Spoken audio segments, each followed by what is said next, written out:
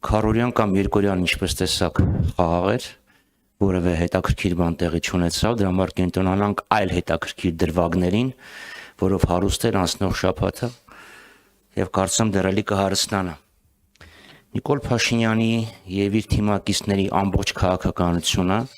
այս շաբաթ ուղղված է եղել գալիք հնարավոր ցախողումները արդարացնելու եւ այլոց մեղադրելու համար հիմքեր ստեղծելու։ Մասնավորապես այսօրվա գրառումը առավոտվա ինչու այդ գրառումը համընկավ այն միջազգային խորհրդաժողովի հետ, որը Մայրաթորի նախաձեռնությամբ կայանում է Շվեյցարիայում։ Ինչու Ալեն Սիմոնյանի հայտնի հայտարարությունը համընկավ Արցախի Հանրապետության ազգային ժողովի նախագահ ընտրելու հետ։ Մյուսը, ինչու է Ադրբեջանը մայիսի 28-ին Հայաստանի սահմաններին անմիջական մոտակայքում բացում երրորդ ճակերտավոր միջազգային օդանավակայանը։ Մեկ հատ կառուցել էին Կովսականում, երկրորդը Վարանդայում եւ հիմա արդեն Բերձորում։ Եվ ինչու հանկարծ Ադրբեջանը երեք հայտարարեց, որ խոզնավարում իրանք չեն կրակել։ Իսկ ով է կրակել։ Հանգուցյալ Ալեքսանդր Սերգեևիչ Պուշկինը։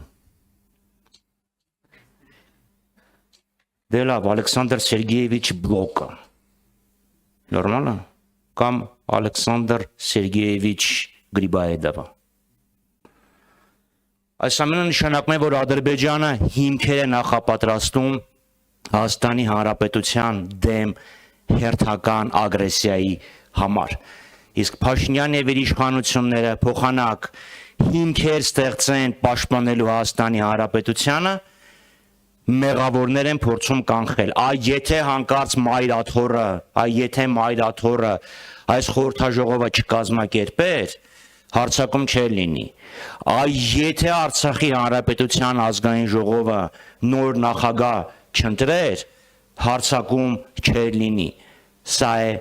իրականությունը, սա է այս ջղաձգումների խորքային պատճառը։ Եվ նաև իհարկե հառաքելական սուրբ եկեղեցու դեմ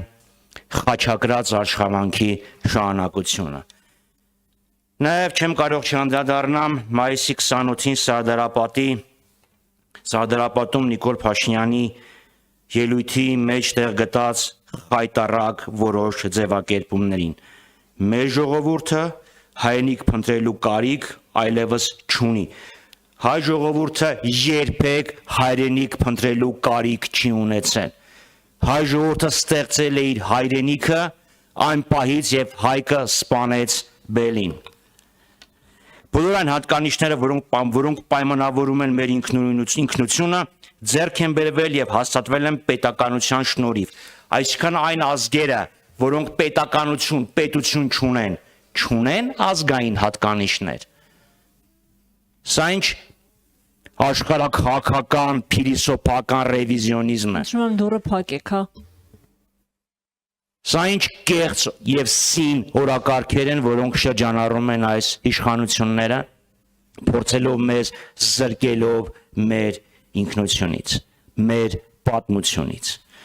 Շնորհակալություն։ Այժմ պատրաստ եմ։ Անցնենք հարցերին, հարգելի լրագրողներ, խնդրում եմ սկզբում տալ մեկական հարց, որպեսզի յուրաքանչյուրդ կարողանաք տալ հարց։ Խնդրեմ Նարեկ Կիրակոսյան։ Շնորհակալություն, պարոն Խաչատրյան, դուք գնահատական տվեցիք Նիկոլ Փաշինյանի առավոտյան կատարված գրառումներին։ Ինչ եք կարծում, որը պետք է լինի դրա պատասխանատվությունը, հա, Նիկոլ Փաշինյանը այդ գրառումների համար պետք է պատասխանատվության ենթարկվի, թե ոչ։ Այդ գրառումը անարգալից լինելով ուղղակի պարզ խուլիգանություն է։ Նման ոճի գրառում երկրի ղեկավար չի կարող իրեն թույլ տալ։ Կրթող եւ կրթվող մարդը չի կարող իջնել զազախոսության, խոհանոցային բամբասանքի այդ մակարդակին։ Առնվազն իր քաղաքական ուժը, իր կուսակիցները պետք է նման վարքագիծը քննարկման առարկա դարձնեն։ Առնվազն Եվ դրանից բացի իրավապահ մարմինները, որոնք շատ ավելի մեղմ գրառումների հետևից գնում են, քրեական գործեր են հարուցում եւ մարդկանց նույնիսկ ազատությունից են զրկում, նաեւ նրանք անելու բան ունեն, ինչպես նաեւ